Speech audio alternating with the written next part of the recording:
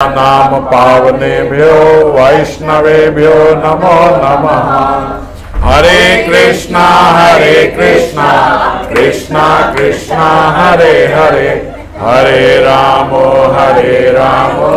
राम राम हरे हरे। तो पिछली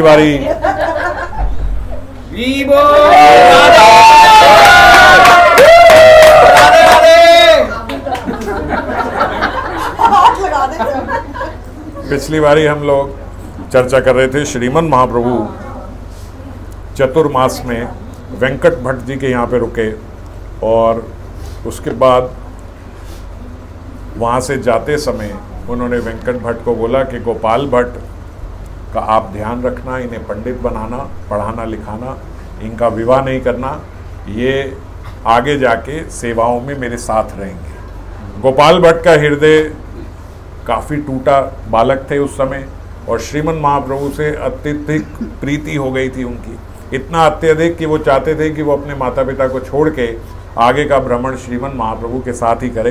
पर इस समय दक्षिण यात्रा में तो श्रीमन महाप्रभु ने वैसे भी किसी को संग नहीं रखा, लेकिन गोपाल भट्ट गोस्वामी को तो वैसे भी श्रीमन महाप्रभु साथ ना ले जाते क्योंकि अभी बालक थे और वो चाहते थे कि ये अपनी माता पिता की अभी सेवा करें।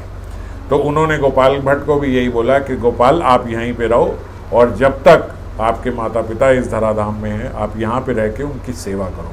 गोपाल भट्ट बिलखने लगे, उन्होंने कहा मैं आपके बिना रह ही नहीं सकता, मैं आपकी छवि देखे बिना तो मेरा प्राण निकल जाएंगे। आप बोल रहे हो मैं जीवन पर्यंत रखूँ, मेरा जीवन नहीं रहेगा इतना कि मैं उनकी सेवा कर पाऊँ, तो वैसे भी मुझे छोड़ जाओगे तो मेरा जीवन नहीं रहेगा, मैं इनके सेवा के लायक नहीं रहूँगा। तो श्रीमन महाप्रभु ने उस समय गोपाल भट्ट गोस्वामी को आशीर्वाद दिया कि मैं आपको आशीर्वाद देता हूँ, मेरी ये छवि जो आप देख रहे हो ये सदा आपके हृदय में रहेगी। तो इतना बड़ा आशीर्वाद श्रीमन महाप्रभु ने गोपाल भट्ट को दिया कि जब भी आप आंखें बंद करोगे मेरी ये छवि आपको अपने हृदय में नज़र आएगी और आगे जाके मैं अर्च विग्रह स्वरूप में भी आपके साथ रहूँगा। ये गोपाल भट्ट गोस्वामी को उन्होंने पहले ही बचपन में ही उनको ये आशीर्वाद दे दिया था।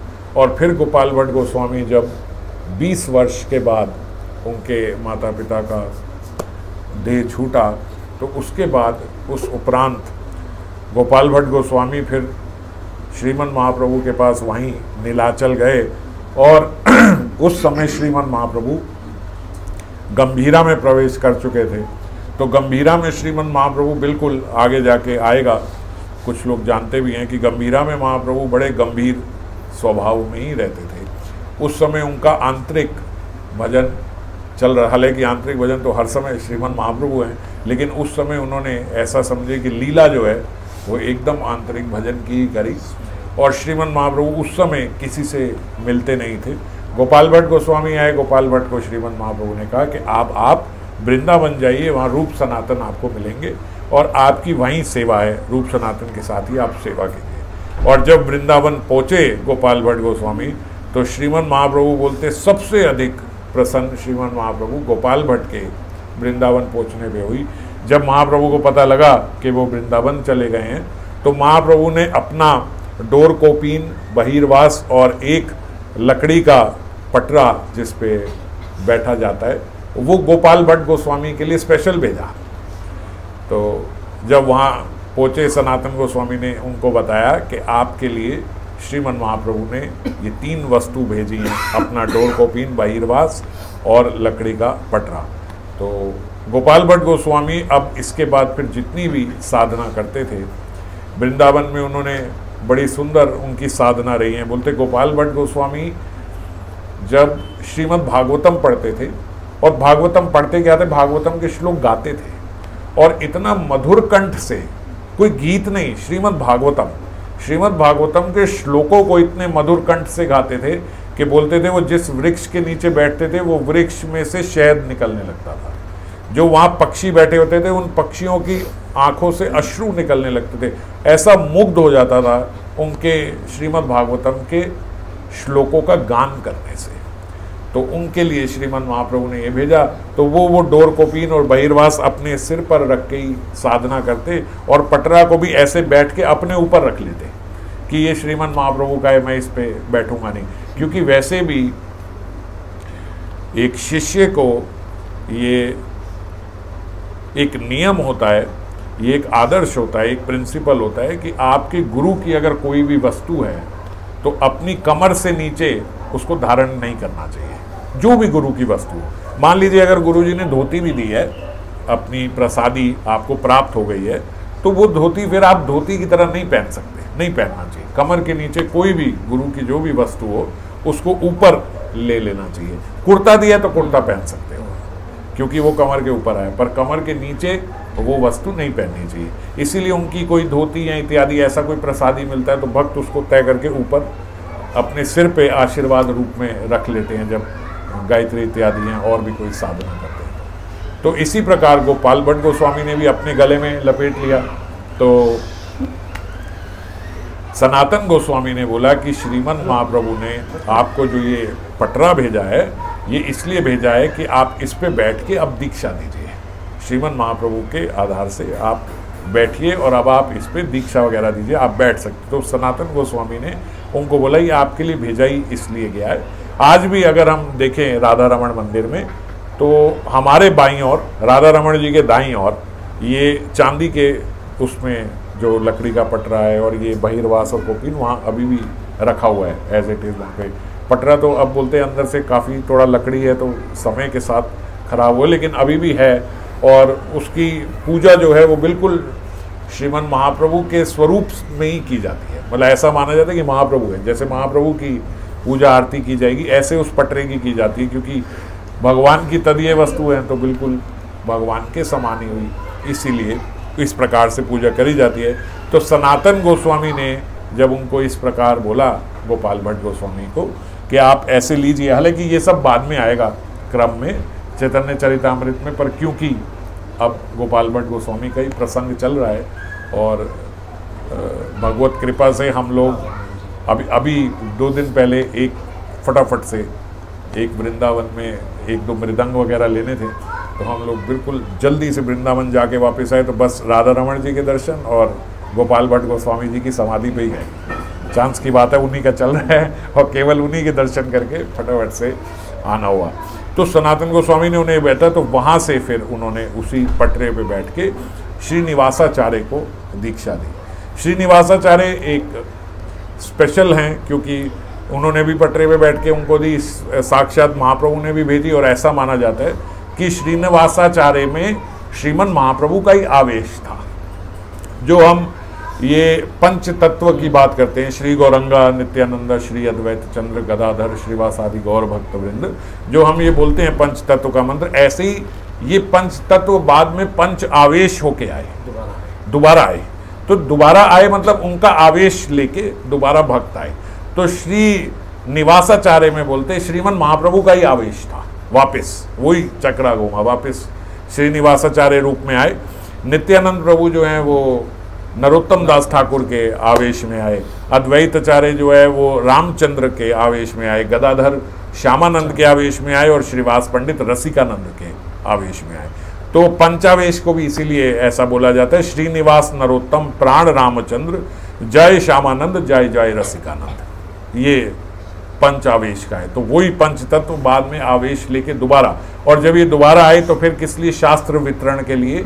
और वही जो शास्त्र गोस्वामी ने लिखे उनके गोस्वामियों के आगे शास्त्रों का वितरण किया और प्रचार कार्य में अलग अलग रूप से शामिल हुए। तो अब क्योंकि उनको बचपन में ही गोपाल भट्ट गोस्वामी को उन्होंने बोला था श्रीमन महाप्रभु ने कि अर्च विग्रह के स्वरूप में भी आप पे विशेष कृपा होगी, तो इनको स्वप्नादेश हुआ गोपाल भट्ट गोस्वामी को वृंदावन में रहते हुए कि आप गंडकी नदी में जाके वहाँ से शालिग्राम लेके आइए। इससे पहले इन्हें गोपाल भट्ट गोस्वामी को ये सब ज्ञात नहीं था, क्योंकि वो तो बिल्कुल अपने घर में ही रहे, एक गृहस्थ परिवार में ही रहे, और जैसे ही उनके दे गए माता पिता के, तो फटाफट से वो श्रीमन महाप्रभु से मिल गए, वृंदावन भी यहाँ पे आ गए। तो जब इन्हें स्वप्नादेश हुआ तो बोले जहाँ से गंडकी नदी का उद्गम होता है बड़ा कठिन है वहाँ पे पहुँचना, अभी जाएं तो ऑक्सीजन वगैरह की भी कमी है, हम लोग तो पहुँच भी नहीं पाएंगे। लोग नेपाल में अब जाते हैं, गंडकी नदी वहाँ पे आ रही है, अब वो नेपाल में आती है, पर वहाँ से भी ऊपर जाके उनका उद्गम हो रहा है ये गंडकी नदी का। जैसे गौमुख से गंगा निकलती है, तो इसी प्रकार से एक छोटे से उससे गंडकी नदी निकलती है और बड़े स्पेशल तरीके से वहाँ से शालिग्राम प्राप्त होते हैं। आप वहाँ जाओ और वहाँ पे महामंत्र इत्यादि करके या तुलसी जी छोड़ी जाती हैं और बोलते हैं जैसे ही जल में आप तुलसी जी छोड़ते हो तो शालिग्राम जी ऊपर आ जाते हैं और फिर उन शालिग्राम को लेके आ जाते हैं। अब तो बड़ा कमर्शियल हो गया, इस बार भी हमने देखा वो लोगों ने, दुकानदारों ने वहाँ पे वृंदावन में भी फ्रेम में रखे हुए हैं और पैकेट में डाल के पॉलीथीन में रखे हुए हैं। हमने पूछा ये क्या, हमारे बोलते शालिग्राम दिया है नकली होंगे, क्या नकली थोड़ी बेचेंगे, असली के शालिग्राम दिए हैं।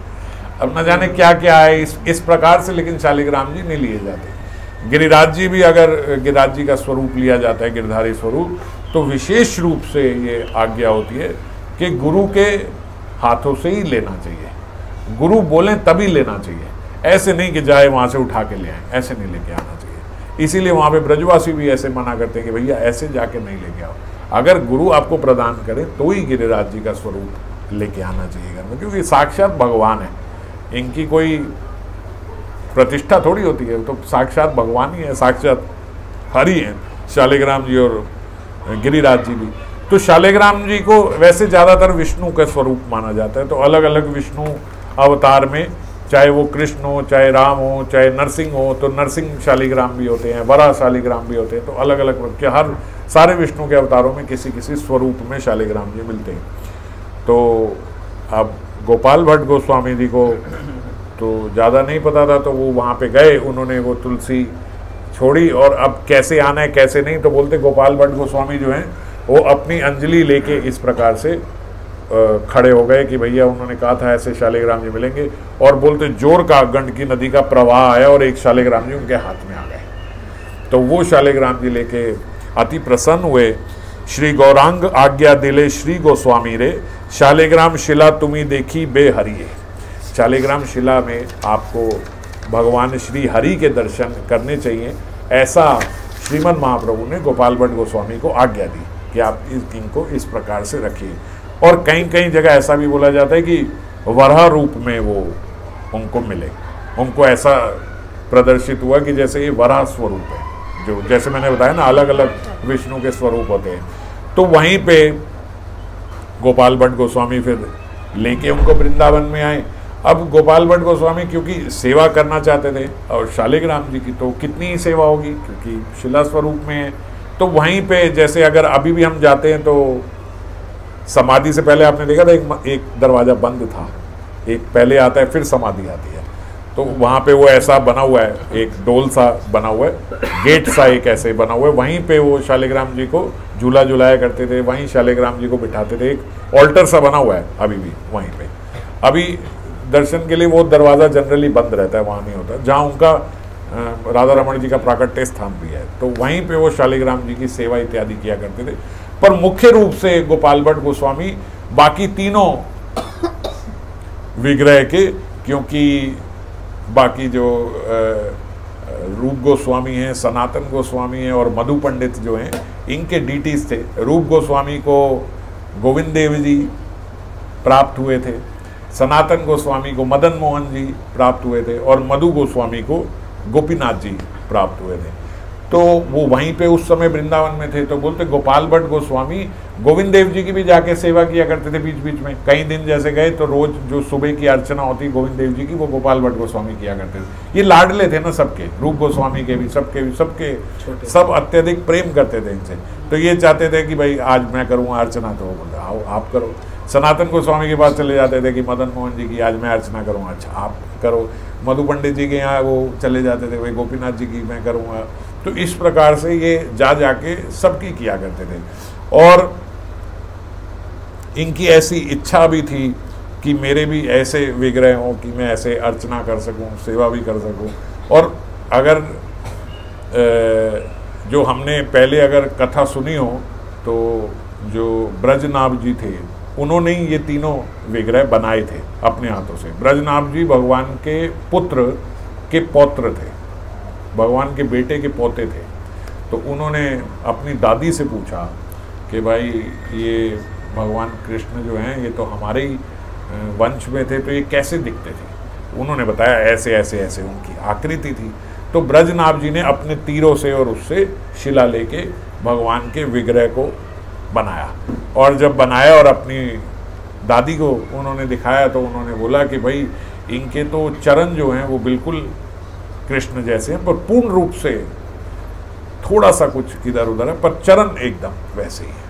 फिर दूसरा विग्रह बनाया उन्होंने, फिर और पूछा वो बनाया, उन्होंने कहा इनके वक्ष जो हैं वो एकदम कृष्ण जैसे हैं लेकिन बाकी थोड़ा सा। और फिर उन्होंने तीसरा विग्रह बनाया, तो बोले तीसरा बनाया तो उन्होंने पल्लू ले लिया, उन्होंने ये तो साक्षात कृष्ण, इनका मुख तो एकदम कृष्ण जैसा है। तो जिनका मुख एकदम कृष्ण जैसा है वो गोविंद देव जी हुए, और जिनके वक्ष भगवान के जैसे थे वो गोपीनाथ जी हुए, और जिनके चरण एकदम कृष्ण जैसे थे वो मदन मोहन जी हुए। तो बड़ा स्लाइट सा डिफरेंस है तीनों में। नहीं तो बोलते चरण तो एकदम गोपीनाथ जी के और मदन मोहन जी के एकदम मिलते ही थे, लेकिन हल्का सा, क्योंकि उन्होंने तो देखा हुआ था। हाँ वो, हाँ एक पैर का अंगूठा हो तो एक रानी के चक्कर में भी एक लंबी स्टोरी है, वो उन्होंने उनको संकेत करने के लिए कि ये मैं हूँ, ऐसा किया था। गोपीनाथ जी तक फिर अब वो चरण तो आ ही गए थे ना, सेम हो ही गए थे। फिर गोविंद देव जी एंड में बने उनमें सारे। हाँ तो गोविंद देव जी का मुख जो बोलते एकदम वैसे का वैसे ही उनका था। और आगे अब ये सब हालांकि सब वृंदावन में थे, लेकिन जब औरंगजेब का आतंक था तो फिर सब के सब उस समय अलग अलग हो गए थे। तो हैं हाँ वो तो अभी बताता हूँ, उसको भी बताता हूँ।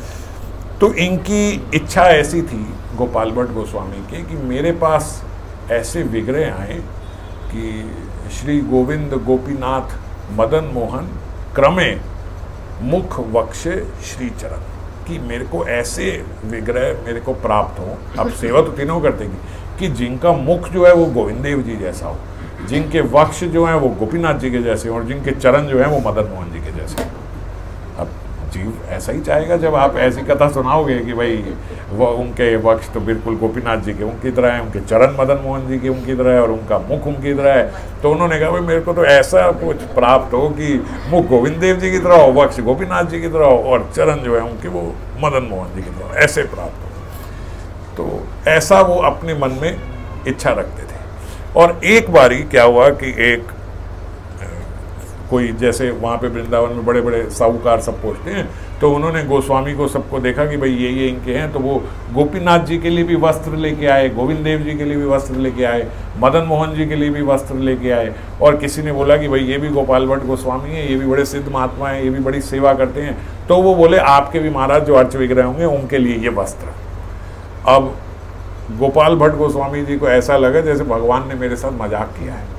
उन्होंने भगवान को बोला ये वस्त्र मैं क्या करूं, आपने तो मेरे को शिला दी है। रूप गोस्वामी को तो आपने गोविंद देव रूप में दर्शन दिए, उनको मदन मोहन रूप में दिए, वहाँ देखो गोपीनाथ जी, और मेरे पास तो शिला है छोटी सी, मैं क्या करूं, इनको किस प्रकार वस्त्र पहनाऊं, कैसे लाड करूं, कैसे श्रृंगार करूं, क्या करूं मैं।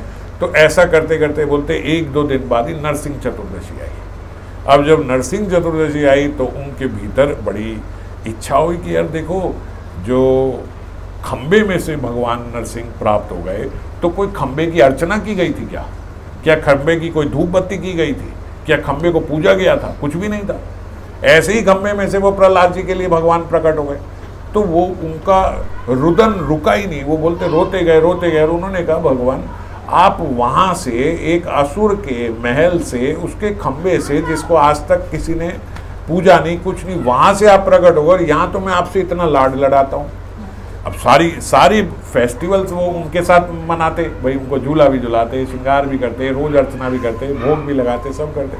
आपके साथ सब करते, तो आप इसमें से नहीं प्रकट हो सकते, खंबे में से हो सकते और इसमें से नहीं हो सकते। ऐसा रुदन करते करते करते करते बोलते वो नरसिंह चतुर्दशी वाले दिन सो गए।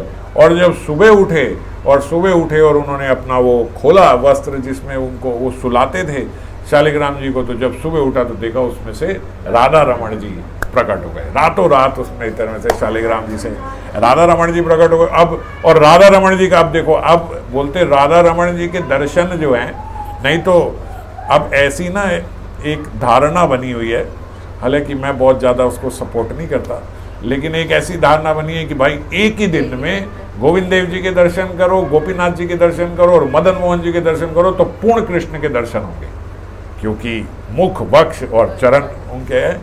तो वो बोलते एक ही दिन में तो सब भक्त ऐसी सुबह वहाँ पे मंगल आरती में, दर्शन आरती में, रात को वहाँ पे और भाग के, और आज मैंने पूर्ण दर्शन कर ली। तो ज़्यादा भाग दौड़ परेड मुझे तो समझ नहीं आती है। एक जगह बैठ के टिक के वहाँ आराम से ठाकुर जी से कोई संबंध बने, नाम ले, कुछ करें, एक दिन जाओ गोपीनाथ जी। ये थोड़ा कर्म कांड वाली चीज़ लगती है कि एक ही दिन मांगे।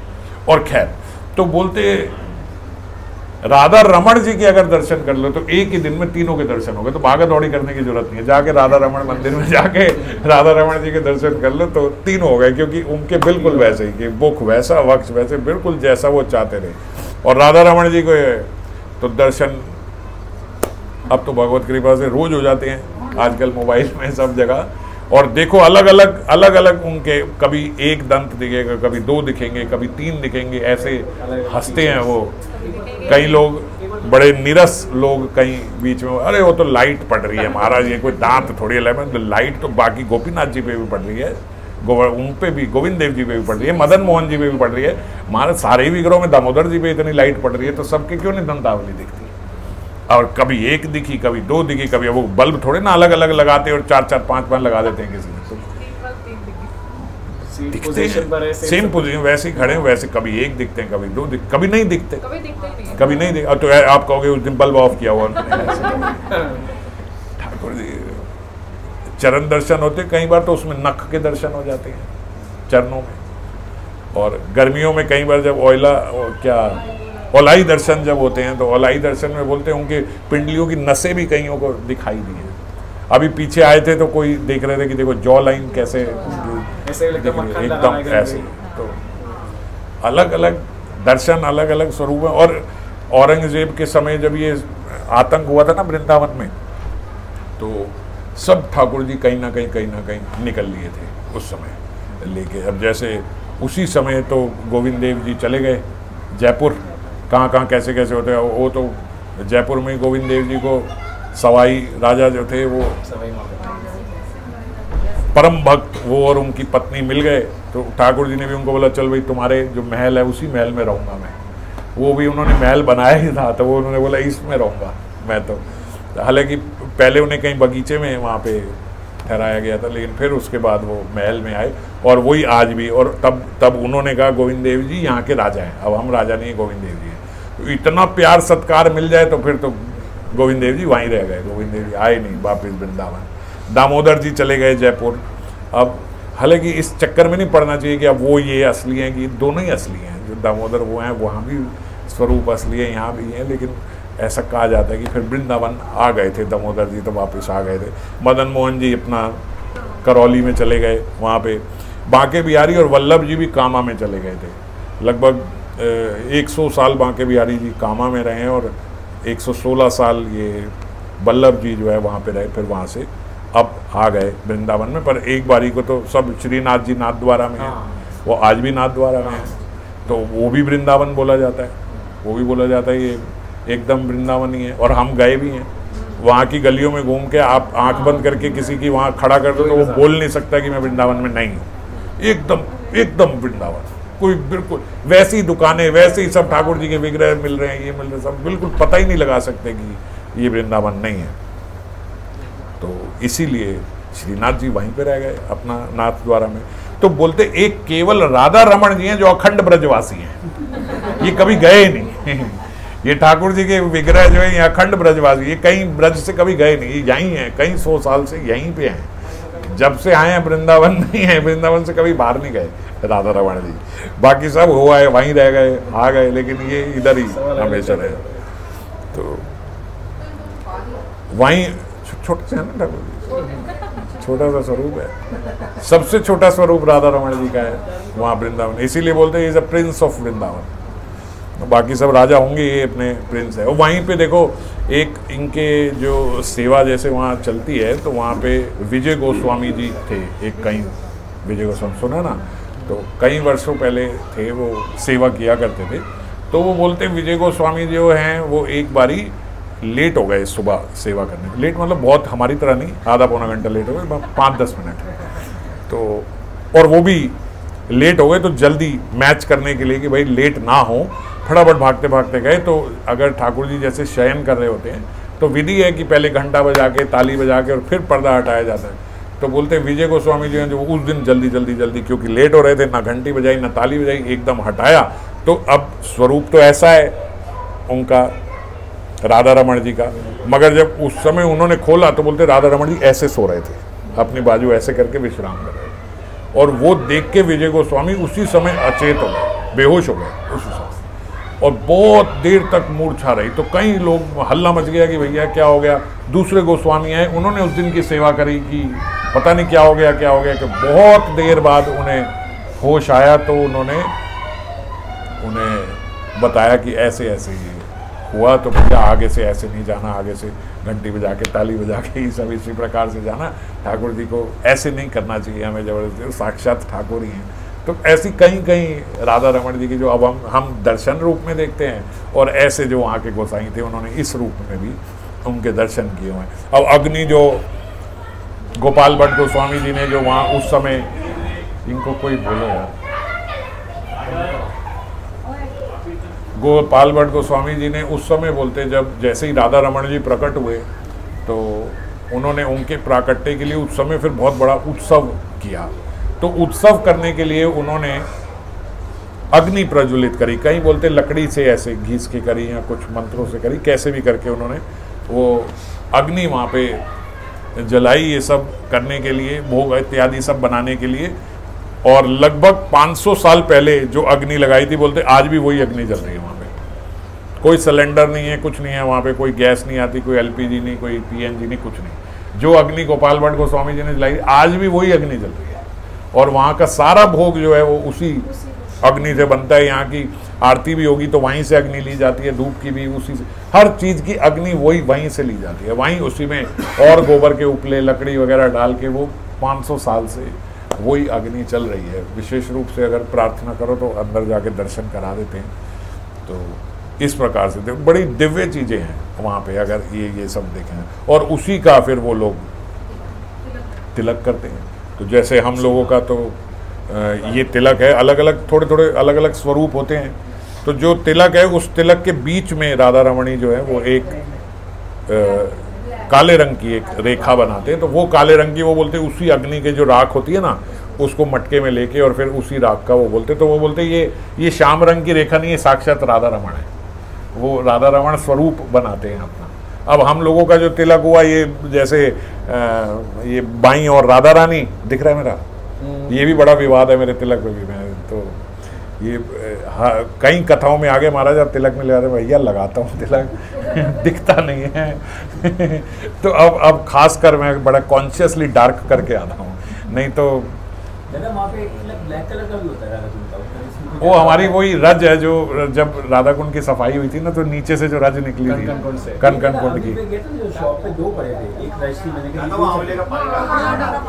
हाँ मुझे किसी ने बोला आंवले का, तो अब जरूरत लग रही है मुझे। तो प्रचार का तो ऐसा कोई कार्य है नहीं। बाकी 11-12 साल से, 12-13-14 साल से जब से दीक्षा हुई है तब से कभी कोई दिन छूटा नहीं तिलक ना लगाया। लेकिन अब दिखता नहीं है तो लोग बोलते भैया आप तिलक नहीं लगाते, तिलक लगाने का भैया गलत प्रचार हो रहा है मेरे से। अब खास ध्यान रखता हूँ मैं आने से पहले, भैया तिलक डार्क कर लो एक बारी। तो कईयों को तो मैंने मजाक में मैं कहा मेरा शरीर भी शायद राधा कुंड की रज से ही बना, मिल जाती है भाई तो खैर, तो जो बाईं और ये हम बनाते हैं, ये राधा रानी का स्वरूप, दाईं और कृष्ण का स्वरूप, और बीच में बोलते मिल गए तो मिलित तनु श्री महाप्रभु, श्रीमन महाप्रभु बीच में। तो राधा कृष्ण और श्रीमन महाप्रभु स्वरूप इस प्रकार से हम लोग, और वो बीच में फिर राधा रमण तिलक बनाते हैं। तो खैर तिलक, अब क्योंकि ये बात चली है तो तिलक सबको धारण करना ही चाहिए, इस बात का कोई संकोच नहीं करना चाहिए कि भाई कैसा लगेगा, यहाँ जा रहा हूँ, अजीब लगेगा या नहीं लगेगा, ये लगेगा। तो रज का तिलक जरूर से करना चाहिए। यूं समझो कि हम गोविंद के चिन्हित दास हैं, चिन्ह लगा हुआ है ठाकुर जी का। तो ठाकुर, मान लो कोई आप पेपर लेके आते हो सरकारी, तो कोई वैल्यू नहीं जब तक स्टैंप ना लगी हो। स्टैंप लग जाए तो ये तो स्टैम्प्ड है, स्टैम्प पेपर है। स्टैम्प पेपर की कितनी वैल्यू है, तो आप समझो आप साधारण पेपर से स्टैम्प पेपर बन गए। ये चिन्हित दास हैं। ये कितनी बड़ी बात है कि दीक्षा पे गुरुदेव खुद तिलक लगाते हैं, इसीलिए लगाते हैं कि भाई अब आपको ये तिलक लग गया। और कहीं जैसे लोग ये भी उदाहरण दिया करते हैं कि मान लो अब जो गली में कोई स्त्री जा रही है तो लोफर लोग छेड़ते हैं, तो वही स्त्री को अगर कहीं सिंदूर हो या बिंदी लगी हो, उन्हें पता हो कि भाई ये विवाहित है, तो बोले उनको नहीं छेड़ते। वो क्यों नहीं छेड़े, शादीशुदा है ये, इसको क्या छेड़ेंगे। तो इसी प्रकार से हम लोग भी बोलते हैं अगर हमारे नाथ भी गोपीनाथ हैं, तो हम लोगों को जैसे एक शादीशुदा स्त्री को अपशगुन माना जाता है अगर वो बिना तिलक या बिना बिंदी या बिना सिंदूर के जाए, तो ऐसे ही एक वैष्णव को ये अपशगुन माना जाता है। अब कई वैष्णव स्त्रियां जो ये हैं वो ये मानती हैं और ये बोलती हैं हम वैष्णव हो गए, अब हमें नहीं ये सब सिंदूर और बिंदी लगानी चाहिए, हमें नहीं करना चाहिए, क्योंकि वैसे तो अपशगुन माना जाता है कि विवाहित स्त्री ये ना लगाए, इनऑस्पिशियस है कि ना लगाए। तो अब वैष्णव जो होती हैं वो बोलती नहीं, हम हमारे क्या पति, हमारे क्या वो, हम तो हाँ तो तुम्हारे पति नहीं तुम्हारे नहीं, तो फिर तिलक लगाओ। आप सिंदूर और बिंदी ना लगाओ तो तिलक तो लगाओ। तो बिल्कुल अभागे हो गए कि ना आपने वो उनको नाथ माना, ना गोपीनाथ को नाथ मांगा, तो नहीं कुछ कहीं के भी नहीं रहे। तो जिन माताओं को ये वैष्णवता में ये सीखा है उन्होंने कि भाई अब हमें कोई ज़रूरत नहीं है ये सब भौतिक चीज़ें करने की, बिंदी लगाने की, सिंदूर लगाने की, हम कौन सा करवा चौथ रखते हैं, ठीक है मत करो, लेकिन फिर उसके बाद तिलक जरूर लगाओ, फिर उसके बाद एकादशी जरूर रखो, तो फिर ठीक है कि आपने गोपीनाथ जी को अपना नाथ माना और उन्हीं का चिन्ह आप जो है लगा के रखते हो। 2 प्रकार के कुत्ते होते हैं ना, एक स्ट्रीट डॉग और एक पेट डॉग। ये तो मैंने कितनी बार ही बताया था ना, ये तो ठाकुर जी का पट्टा है। ये तो जब गाड़ी उठाने वाली आती है ना, कुत्ते उठाने वाली, तो वो जिस पे पट्टा लगा उसको छोड़ जाती है, ये तो किसी के घर का होगा, ये यहाँ का होगा, दूसरे को ले जाती है। तो बोले एक पालतू कुत्ता है और एक फालतू कुत्ता है, फालतू वाले ले जाती है, पालतू वाले छोड़ जाती है। और ऐसे ही जब ये बात तो शास्त्रों के आधार से बोल रहा हूँ कि ऐसे ही जब यमदूत भी आते हैं तो ये तुलसी देख के वो छोड़ जाते हैं, ये पालतू है, फालतू नहीं है ये, उसको वो उठा के नहीं ले जा सकते। जैसे पालतू कुत्ते को वो गाड़ी नहीं लेके जाती ना, ऐसे ही जिनके कंठी गले में हो तुलसी की, उनको नहीं लेके जा सकते यमदूत। श्रीमद् भागवतम में प्रमाण है, यमराज जी ने यमदूत को मना किया, अजामिल प्रसंग में आता है, उन्होंने मना किया है अगर किसी को तुलसी स्पर्श कर रहा हो भैया दूर से प्रणाम करके उनको वापस लौटाओ, आपका अधिकार नहीं है उस पर। बड़ा इंटरेस्टिंग प्रसंग है वो। यमदूत ने जो है यमराज जी को पहले तो जाके हड़का दिया कि हम सोचते थे आप तो सबसे सुप्रीम हो, हम तो आपको सर्वोपरि, आप तो कुछ भी नहीं हो। वहां तो विष्णु दूत आए और उन्होंने ऐसे हमें भगा दिया कि जैसे पता नहीं हम कुत्ते हैं। क्या हालत कर दी हमारी, एकदम श्रीहीन हो गए हम तो, बिल्कुल हमारा सारा तेज चला गया। और हम तो ऐसे घूमते थे कि चौड़े होके कि सबसे बड़े आदमी के हम नौकर, हम तो कुछ भी नहीं है। तो क्रोध नहीं आया उनको भगवान का स्मरण हो गया यमराज जी को, उनके प्रेम अश्रु बहने लगे। उन्होंने कहा अब बैठो मैं आपको सारी बात बताता हूँ। उन्होंने बोला वो मेरे स्वामी है और वो मेरे स्वामी के दास है, आइंदा आपको भी कहीं दिख जाए कहीं ऐसा, दूर से प्रणाम करके निकल आना। जिनके मुख में हरि नाम हो, जिनके कंठ में तुलसी माला हो, जिनको किसी प्रकार से तुलसी का स्पर्श कर रहा हो, आपका उस पर अधिकार नहीं है। यमदूतों को मना कर दिया, आप वापस आ जाओगे, आप नहीं लेके जाओगे।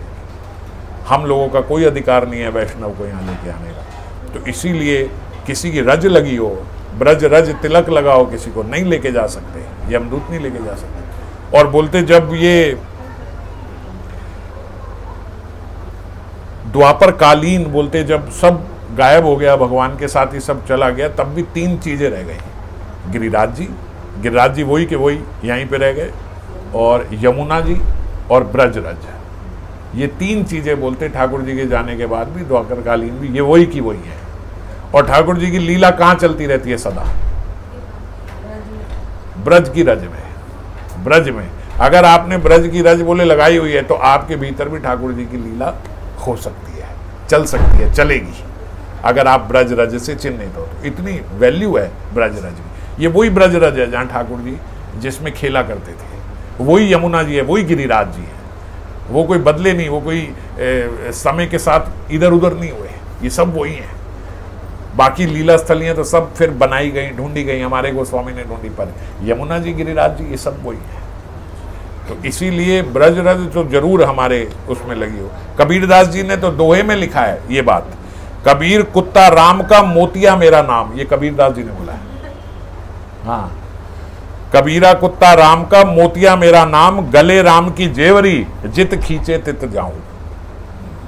जहां जाऊं मुझे खींचेंगे वहां। हम बोलते हैं ना, जैसा ठाकुर जी चाहेंगे वो ही करेंगे, जो वो करेंगे वो ठीक, जो वो करेंगे वो ठीक। तो बोले कबीरा कुत्ता राम का मोतिया मेरा नाम, ये भी बोल रहे हैं, जित खींचे तित जाऊं। जैसे जैसे वो जहां जहां खींचेंगे वहां वहां चलते जाएंगे। कबीरदास जी से ही चलता आ रही है।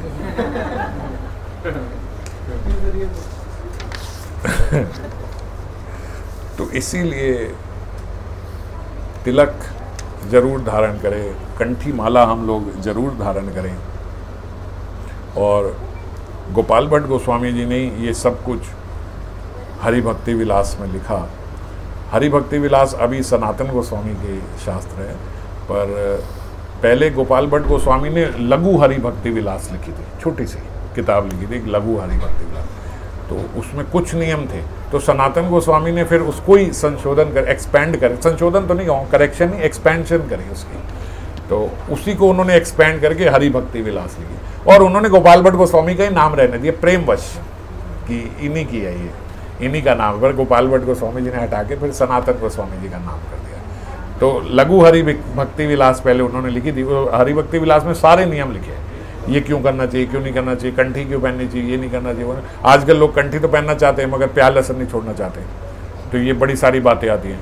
एक कंठी पहन के घूम रहे थे, हम कहीं जा रहे थे, ट्रेन में मिले थे, तो कंठी देख के मेरा वैसे ही बड़ा वो हुआ। मैंने कहा आपने भी कंठी पहनी हुई है? हाँ हाँ, आप भी फिर प्याज लहसुन तो हम खा लेते हैं। मैं कहा आपने तो कंठी, बोलते ये नीम की पहनी हुई है, तुलसी की नहीं। मैं तो पहननी जरूरी है आपको। ये नाटक क्यों कर रहे हो मेरा? अच्छी लगती है। अब अच्छी भी मैं आपको ये बात बता रहा हूँ, अच्छी भी लगती है, फैशन करना है, और लेकिन तुलसी नहीं पहन सकते, नीम की पहन रहे हो, बताओ क्या दुर्भाग्य है हमारा। तो इसीलिए कंठी माला तो सबको पहननी चाहिए, सबको पहननी चाहिए। अब प्याज लहसुन नहीं छूट रहा है, ये बड़ी बेकार बात लगती है। अब कितने लोग आप देखो, थोड़े से मोटे होंगे, उन्हें कहो ये खा लो, डाइटिंग चल रही है, ये नहीं खाएंगे, वो नहीं खाएंगे। इतनी कड़ी डाइटिंग मुझे ऐसे लगता है शायद मैं नहीं कर पाऊंगा। और कितने साल के हैं? 20 साल के, 21 साल के, 22 साल के, और ऐसी डाइटिंग कर रहे हैं, भैया हम ये नहीं खाते, वो नहीं खाते, बस सिर्फ दिन में फ्रूट खाएंगे, ये खाएंगे। आपके घर में भी है, ये नहीं करेंगे, वो नहीं करेंगे, बिल्कुल बच्चे से हैं और इतनी डाइटिंग कर रहे हैं। तो किसी को कोई बोले डायबिटीज़ हो गया, नहीं मीठा नहीं खाएगा, प्रसाद भी मिल जाए राधा रमण जी का ये रबड़ी, ना भैया डॉक्टर ने मना किया, डायबिटीज में मीठा नहीं खाना, बस इतना सा ले लूँगा ये। और उसको बोलो भैया शास्त्रों में लिखा है, गुरु ने बोला प्याज नहीं, क्यों नहीं खाना? प्याज में ऐसा क्या है? प्याज भी तो जमीन से उगता है, ये वो यहाँ की प्याज ना खाओ तो वायरस हो जाता है, प्याज ना खाओ तो कोलेस्ट्रॉल है। तो प्याज ही सबको बचा रहा है, तो सारे मर क्यों रहे हैं प्याज खाने वाले? प्याज आपको पता नहीं है, प्याज आप खाओ ना, काट के रख दो ना अगर कमरे में, तो सारा वायरस खत्म हो जाता है। मैं कहता हूँ हॉस्पिटल छोड़ो, प्याज की गोडाउन में रह लो। सारा वायरस खत्म हो जाता है। बोलते हैं ना, ये तो प्याज काट के बिस्तर के साथ में रख दो, कोई वायरस नहीं आएगा।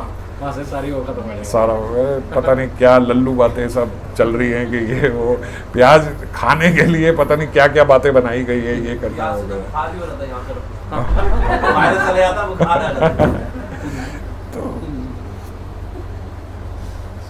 और कोई ऐसे नहीं है, देखो दोनों चीज़ों में बदबू है, प्याज और लहसुन में इतनी तेज गंदी उनकी स्मेल है, आपको रोना आ जाएगा काटते हुए। वो तो पहले ही बता रहा है कि आपको जो रोना आ रहा है। लेकिन प्याज लहसुन जीभ से नहीं छूट रहा है, पता नहीं क्या हो गया है यहाँ पे। तो खैर, डॉक्टर बोल दे आपको कोलेस्ट्रॉल है, आपको फ्राइड नहीं खाना है, तो नहीं खाएंगे। गुरु बोल दे प्याज नहीं खाना, तो 36,000 तर्क मौजूद हो जाएंगे, भैया क्यों नहीं। हमारे पास ले आओ ना जो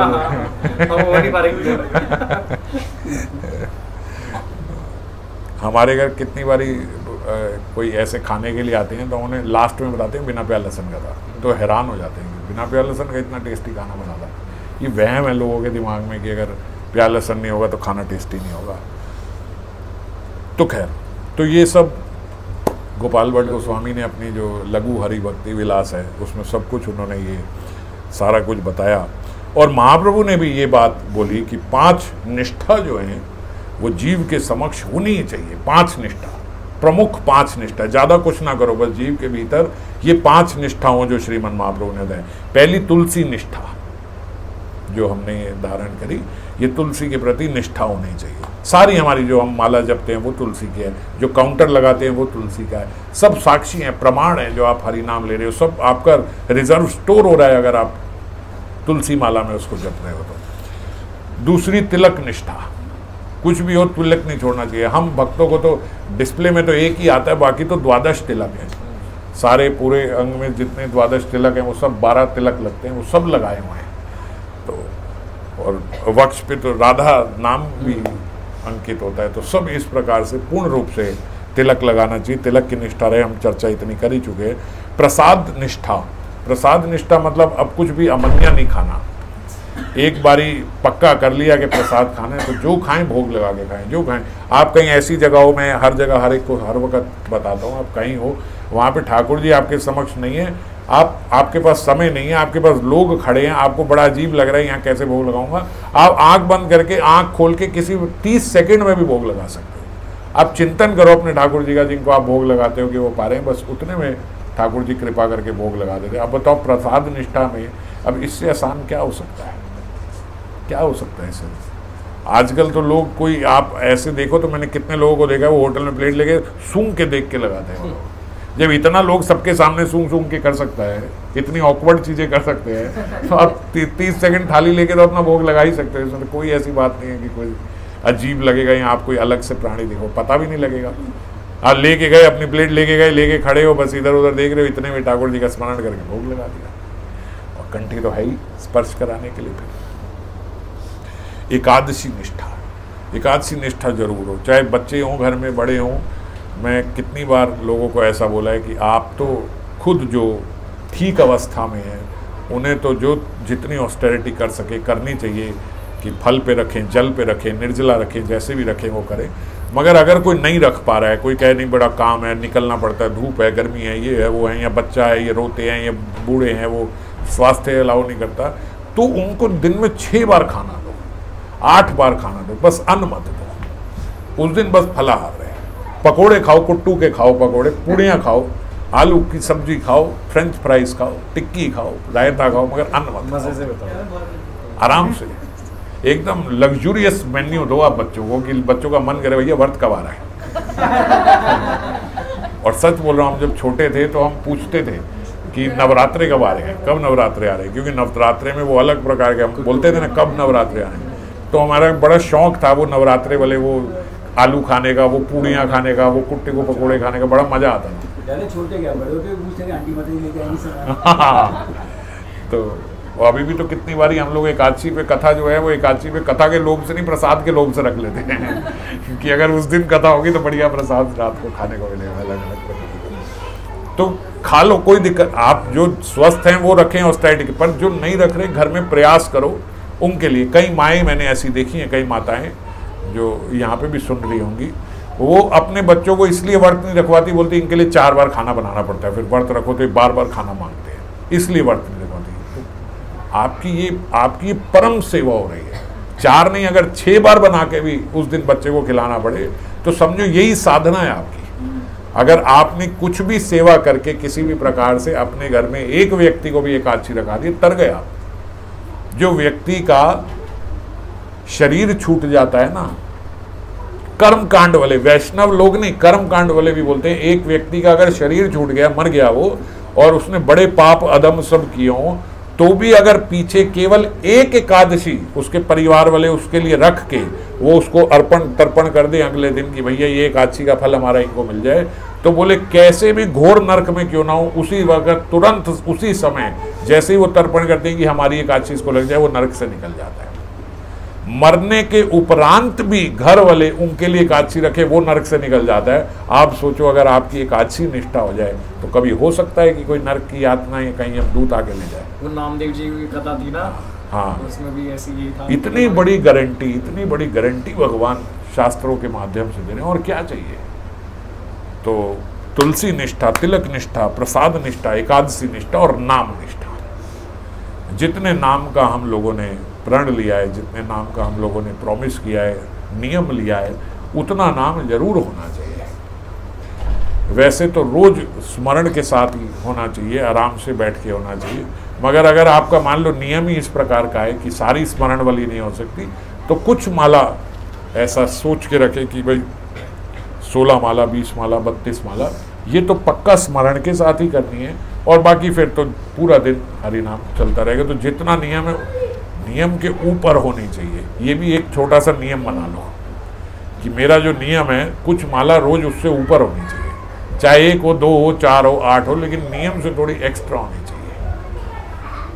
ऐसा नहीं होना चाहिए कि भाई नियम ही छूट गया, वो बोलते संडे को तो आज नहीं आ सकते, क्या हो गया, वो 6 दिन से रोज 6 माला रह रही, 36 माला करनी है आज, पिछली पेंडिंग हिसाब कर रहे हैं, पूरा पिछला पेंडिंग, क्या हिसाब कर रहे हैं, पूरे हफ्ते की 6 माला रह गई, वो करनी आज तो बड़ा हुआ है। ये कोई साधना का तरीका नहीं है। आप रोटी खा सकते हो कि आप बोलो कि 6 दिन से डिनर छोड़ रहा हूँ, आज 6 डिनर संडे को करने हैं, ऐसे कर सकते हो? तो ऐसे नाम के साथ क्यों करते हो? नाम निष्ठा होनी चाहिए, नाम होना ही होना है। तो 5 प्रकार की निष्ठा तो श्रीमन महाप्रभु ने भी स्पष्ट रूप से बोली, तुलसी निष्ठा, तिलक निष्ठा, प्रसाद निष्ठा, एकादशी निष्ठा और नाम निष्ठा। तो ये गोपाल भट्ट गोस्वामी ने भी लघु हरि भक्ति विलास में भी ये बात बताई गई, और अब हरि भक्ति विलास जो सनातन गोस्वामी की, उसमें तो सब कुछ विस्तार से, बहुत विस्तार से। खैर ये अभी प्रकरण नहीं था, लेकिन हरि इच्छा से जन्माष्टमी महोत्सव भी है, तो राधा रमण प्राकट्य भी हुआ, गोविंद देव जी का प्राकट्य भी हुआ, मदन मोहन जी का भी और गोपीनाथ जी का भी, और गोपाल भट्ट गोस्वामी जी का भी बड़ा सुंदर चरित्र आगे आता ही है, लेकिन क्योंकि अब क्रम में उन्हीं की बात चल रही थी तो मैंने कर दिया। तो और आगे फिर श्रीमन महाप्रभु दक्षिण यात्रा की ओर आगे बढ़ेंगे, उसकी हम अगली बार फिर अगले हफ्ते चर्चा करेंगे। जय राम।